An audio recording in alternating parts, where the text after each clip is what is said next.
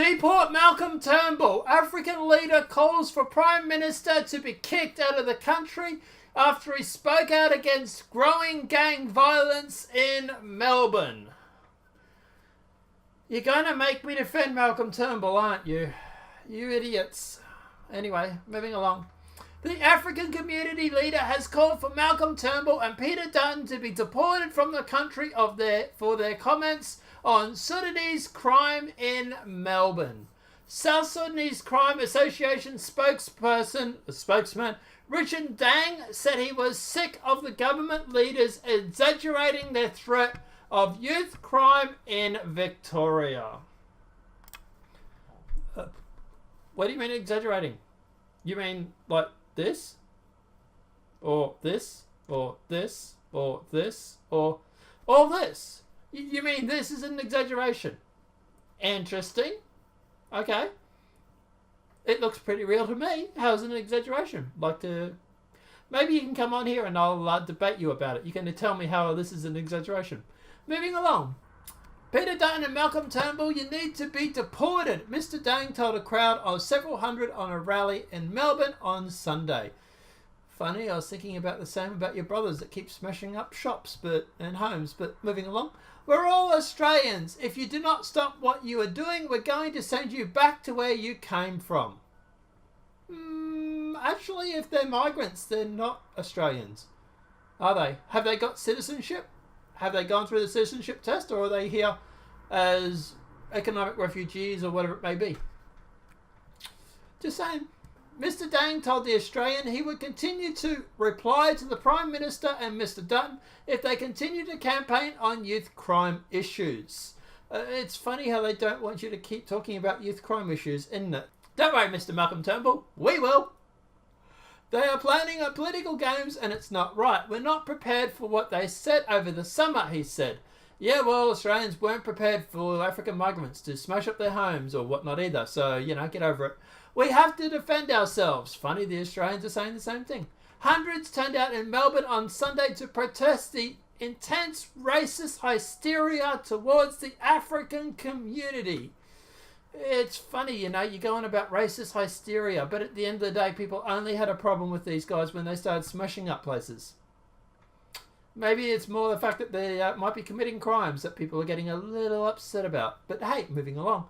Holding signs that read, "Dump Dutton, Stop Racism Now," and "Jobs, Education and Services, Not Racist Laws and Order Hysteria." Yeah, let's go through and not worry about people causing crime, and we'll worry about other stuff, right? And because, hey, a country without law and order works so well. Just ask Africa. The group was seen marching with a police escort through the capital city. They loudly chanted, "Dutton's game is a racist game," and "Throw the Liberals out," as they moved towards the state library. It's funny, actually. I think this is going to work in the favour of Liberals. Let's face it, the only reason why the Liberals are talking about this is because Pauline Hanson will be talking about this. They are losing mass amounts of supporters to Pauline Hanson because she's a typical Australian who speaks her mind. She's the Australian version of Trump. And at the end of the day, they've realised they are losing supporters to her. They need to get on the same bandwagon. They need to be like her. Because otherwise they're going to be a minority party. And she's going to become the majority. But moving along. Sunday's rally was designed to fight a wave of intense hysteria towards the African community in Melbourne, provoked by the Prime Minister and Mr. Dutton. I'd like to find out the group that actually supported this, because I think I have a funny sneaking suspicion on who it might be. George Soros! In the event page on Facebook, the organisers said the protest would also help fight against strict bail laws and enforce deportation rules. Yeah, well, if you break the law, you can join them. They said an increasingly radical view of crime... They say an increasing radical view of crime in Victoria has emboldened far-right groups to attack Africans. Really?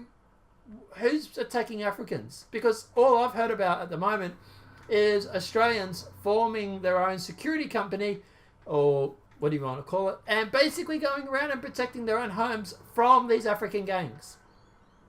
how sad do you have to be in your own country before you start becoming a vigilante of sorts?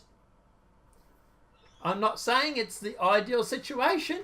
By radicalising crime in Victoria and spreading the lie that crime is an African problem, Turnbull and Dunn have ramped up racism and fear and encouraged far-right groups to target the African community, they wrote.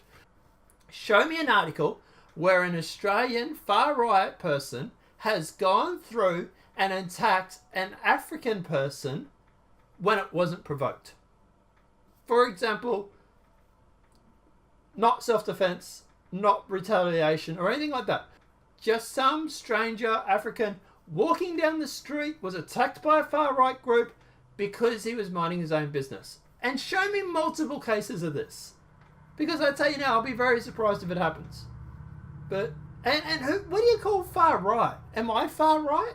Is that what this new far-right? Everybody's going to be far-right if they're not progressive? If you're not into open borders and mass migration, you're far right. You're a Hitler.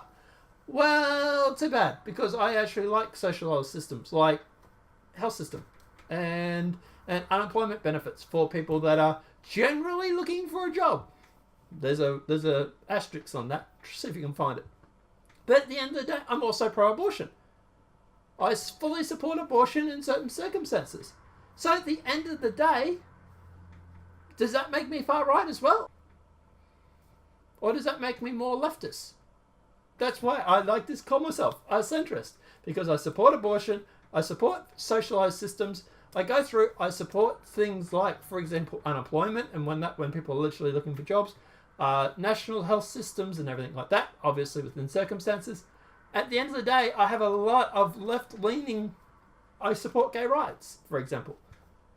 I have a lot of left opinions, but I also have a lot of right ones too, where if you break the law in this country, you can get the fuck out. In the face of such racist fear-mongering, Victorian Premier Daniel Andrews has called for further provocative policing initiatives such as National Crime Intelligence Framework. That I get a little bit worried about, because at the end of the day, it's simple. You go through, you give the police more actual police officers, and then you just export the people that break the law like this. If someone has gone through and been involved in rioting and smashing up shops and stuff, like, for example, Antifa, just deport them. They want to be communists? Fine. I hear Venezuela is a lovely place to visit this time of the year. Go for it. Well, we won't stop you leaving. What we will do is cancel your passport and your citizenship, so you can't come back. And the problem's solved. Last year, the state government spent an unprecedented $2 billion to expand policing. Yes, let's not spend money on the police force. Let's spend the money on, quote, public education, housing and community employment programs to support young people. Look, yeah, I'm not saying those things aren't important. Obviously they are. But at the end of the day, if you need to spend $2 billion on your police force by expanding it, then obviously we have a problem here. Does anybody else not realize at the end of the day, if you let mass amounts of people into your country unvetted, then at the end of the day, these people cause problems. Meaning we then have to spend more money on our police force because of these problems. Like, these African gangs or Sudanese gangs, whatever you want to call them, how long have they been here? How did they get into the country? This is what we should be spending money on. Finding out how they got in here, how they skipped through immigration, how they seem to get past the vetting process, and maybe deport them, and also tighten up immigration a little bit. Instead of going through and bringing in people from Africa, for example, why don't we start bringing in people from Poland or Russia? Let's bring in people that are maybe prosecuted or persecuted in their own country. Like, for example, people in Cairo who might be on a bus full of kids and get shot up by another certain religion. Not talking about anybody in particular here. But, you know, like I'm saying, at the end of the day, there's a type of religion that is more favourable than another type of religion, maybe? If anybody's sort of getting the hint, you get the idea. A healing service for the South Sudanese community was later held at St. Paul's Anglican Cathedral, according to The Australian. Yeah, maybe we should run a healing service for the people that were affected by these atrocities and crimes too. Archbishop Philip Freer, who has attacked politicians and media last week for exaggerating the youth crime crisis, said his sermon was about uniting the country and praying for the victims of youth violence. Let me guess, when you talk about praying for victims of youth violence, you're not talking about the people that have had their homes smashed up, are you? You're talking about the Sudanese community, who is the victim of the youth violence. It's funny because you're actually kind of admitting there was actually a problem. Victoria Police Deputy Commissioner Andrew Crisp also spoke at the service.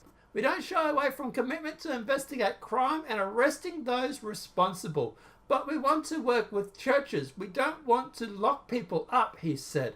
Well, too bad. You're the police minister. You should be locking people up. It's your job. The protest comes after a series of heavily publicised home invasions and burglaries allegedly committed by young people of African appearance. Allegedly? You mean? Really? Allegedly? No, it's not alleged about it. The Prime Minister, Mr Dutton, and Citizenship Minister Alan Tugg have all called for harsher measurements to be taken against migrants youth who break the law.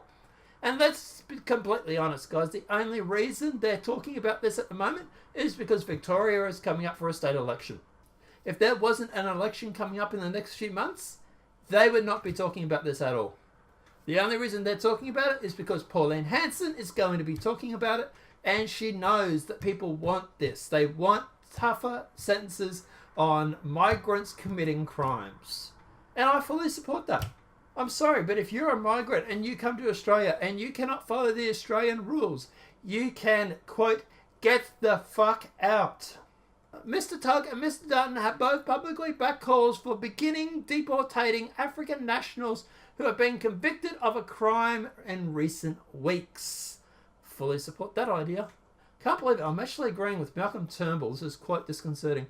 The Prime Minister also reported last month his government was very concerned at the growing gang violence and lawlessness in Victoria, in particular in Melbourne. Rightio, guys. So look, at the end of the day, look, I fully support Malcolm Turnbull on this. I'm sorry, but like I've said, if you come to the country and you cannot follow the rules, you get a free aeroplane ride or helicopter ride, and I'll tell you now, you ain't coming back. We can take you back to once you came, and you can go back to those sort of places and commit those sort of violences. I fully support him when he says about the deportating. At the end of the day, guys, yeah, I don't know how the rest of you feel. Let me know what your thoughts are in the comment section below. Do you support Malcolm Turnbull? And also, I think Pauline Hanson has also talked about this as well. Do you support those guys? Do you think that if you break the law when you come to Australia, that you should be deported if you're a migrant? Let me know what your thoughts are in the comment section below. If this video has been helpful, please smack a like. If you're new to the channel, welcome and subscribe. And apart from that, guys, I'll see you in the next demonetized video from YouTube. Have a great day and enjoy.